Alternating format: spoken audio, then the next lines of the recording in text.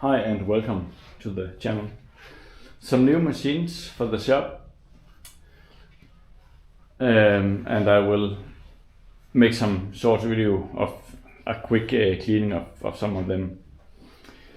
A nice Danish made KEF bench grinder that can rotate in both directions.